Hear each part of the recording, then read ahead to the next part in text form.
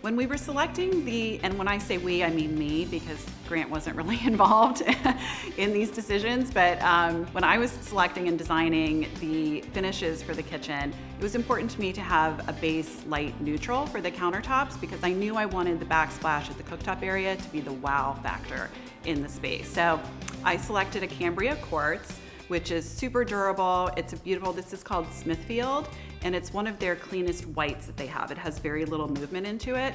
And I chose that because the backsplash, the porcelain marble look tile, has so much going on. So we wanted that to be really, really quiet.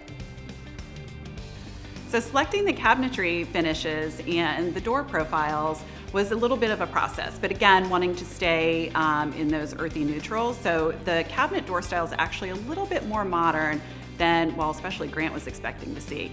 He loves modern, but he was still a little surprised by it. It is a very modern profile, but my design style in general is transitional. So that was the base that kind of has the modern side. And then I brought in all the traditional elements in the light fixtures, the faucet, the cabinet hardware, and all of those things together, mixing the traditional and contemporary brings you to transitional. So the finishes for the perimeter cabinets is called Highland, and it's an off-white. So it's a really warm, creamy white. We didn't want to go stark white here. We wanted that warmth. And then the island and the bar are this beautiful finish called cobblestone. And it's so unique because it has like a really deep green finish to it when the light hits it. But sometimes it looks charcoal, sometimes it looks green. It's kind of hard to tell, but it's just a really interesting eye-catching color.